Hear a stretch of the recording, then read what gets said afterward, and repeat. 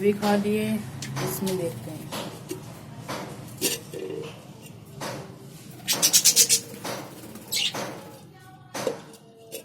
दो चीक्स हैं। अब आगे चलते हैं। ओहो, एक बच्चा है। लगभग 4-5 अंडे हैं। परेशान नहीं करना चाहता इसे।